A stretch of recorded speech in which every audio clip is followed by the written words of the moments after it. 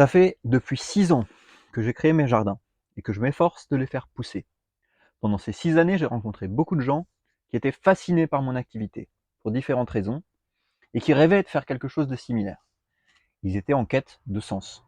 Ils voulaient faire quelque chose de vrai. Presque toujours, après un coup de fil, après une journée de travail, ou après un an d'effort, ils faisaient marche arrière.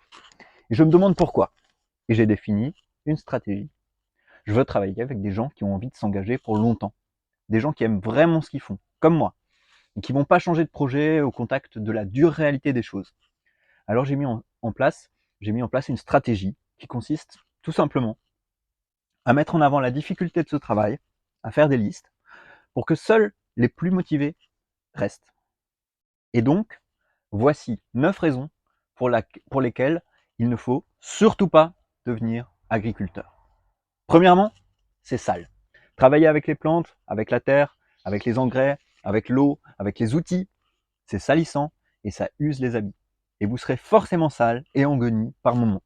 J'ai beau me laver les cheveux tous les soirs, mon oreiller est toujours plus sale que celui de ma femme. C'est comme ça. Si vous n'êtes pas du genre à ressentir de la fierté, à avoir accompli un travail difficile et à porter sur vous, face au monde, la preuve de votre effort, alors ne devenez pas agriculteur. Deuxièmement, c'est pauvre.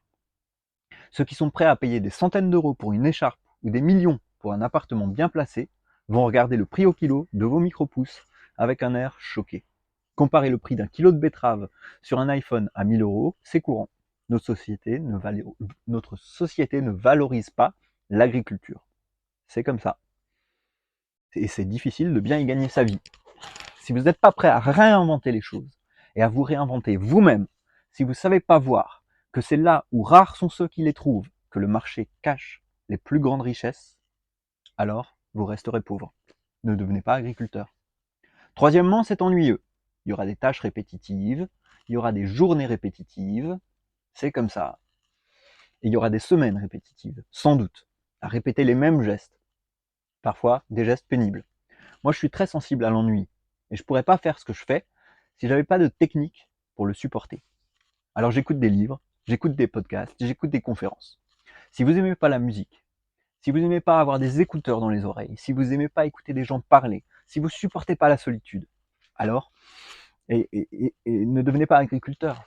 Et si vous trouvez pas dans ces activités répétitives un moyen de rendre votre vie plus riche, alors ne devenez pas agriculteur.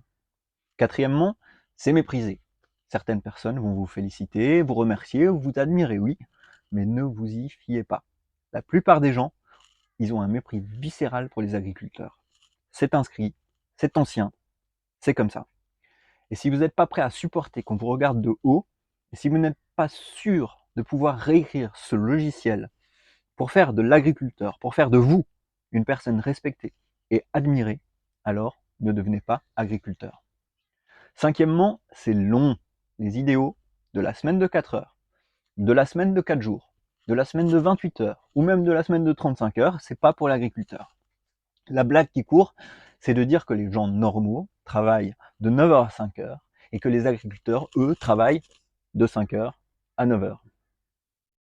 Même si c'est un peu exagéré, et qu'on peut être agriculteur et travailler moins de 80 heures par semaine, faut pas s'attendre à travailler peu et à réussir. Ce sera du travail. Et il y aura probablement des jours où, pour cause d'imprévus, pour des raisons qui nous échappent, il faudra travailler de 5 heures du matin à 9 heures du soir. Et si vous n'êtes pas prêt à donner votre temps, alors ne devenez pas agriculteur. Sixièmement, c'est pénible. L'heure de la robotisation agricole totale, elle n'est pas encore là.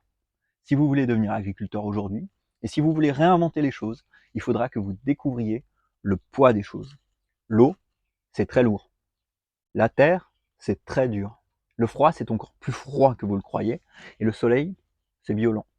Si vous ne voyez pas de beauté dans la difficulté, si vous ne ressentez pas de fierté à devenir résistant, ne devenez pas agriculteur. Septièmement, c'est agribâcher. Il y a des problèmes dans l'agriculture et c'est aussi pour ça que c'est passionnant d'y chercher des alternatives. Mais n'ayez pas l'orgueil de croire qu'on vous épargnera parce que vous croyez faire les choses bien. La société regarde les agriculteurs et elle les juge avec un sang-froid sans pareil. Si vous êtes bio, on vous jugera. Si vous n'êtes pas bio, on vous jugera aussi. Si vous utilisez du glyphosate, on vous jugera. Si vous n'en utilisez pas, on vous jugera aussi. Et si vous êtes cher, on vous jugera. Et si vous n'êtes pas cher, on vous jugera aussi. Alors, si vous n'êtes pas prêt à faire les choses parce que vous y croyez vraiment, et si vous n'êtes pas prêt à n'écouter que la voix du marché, sans vous soucier de celle des bien-pensants, alors ne devenez pas agriculteur. Huitièmement, c'est pour longtemps. L'agriculture, ça prend du temps. Ne croyez pas que si vous montez votre projet en 2 semaines, au bout d'1 an, vous serez tranquille, riche, heureux, voilà, avec un quotidien bien ménagé. C'est une vérité pour tout projet entrepreneurial. Si vous vous lancez vraiment, vous vous engagez pour 10 ans.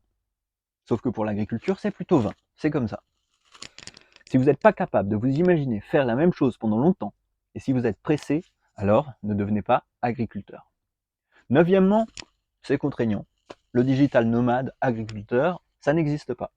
Un emploi du temps irrégulier, la fête jusqu'à l'aube 3 fois par semaine, le voyage tous les mois, le week-end imprévu à la mer, les doigts de pied en éventail, il faudra y renoncer. En tout cas, pendant un temps. En fait, le quotidien qui se prête le mieux à l'agriculture, il est plutôt traditionnel, familial, régulier. Si vous n'êtes pas capable de voir l'aventure et le mystère qui se cache dans un projet agricole, si vous n'êtes pas prêt à renoncer à l'aventure traditionnelle pour accueillir une autre forme d'aventure, plus intérieure et plus personnelle, alors ne devenez pas agriculteur. Voilà donc 9 raisons pour lesquelles vous ne devriez surtout pas devenir agriculteur. N'ayez pas honte. C'est pas pour tout le monde. C'est pas facile et c'est pas donné. Et puis il y a 1000 autres belles choses à faire dans la vie dont le monde a besoin et qui sont plus faciles. Une chose est sûre, si vous persistez dans votre envie, allez travailler quelque part. Mettez la main à la pâte, vraiment. Allez désherber pour un agriculteur bio, allez faire une journée de motoculteur au soleil, et chez vous aussi, semer, bêcher, biner, composter. Moi, je ne ferai marche arrière pour rien au monde. Pour moi, c'est le plus beau métier qui soit. J'aime mon quotidien, j'aime les gestes, j'aime mon rôle dans la société. J'aime chercher à résoudre des problèmes difficiles. Le fait que la faim dans le monde existe toujours, ça me scandalise. Le fait que l'on ne cherche pas plus à améliorer la qualité et la diversité des produits agricoles, ça me surprend. Le fait que la banlieue puisse se dessiner autour d'une nouvelle agriculture et surtout autour d'un nouvel agriculteur, ça m'excite. Ce sont des défis qui me passionnent et qui rendent ma vie extraordinaire. Je suis fier et je me sens fort. Et si vous me comprenez, devenez agriculteur.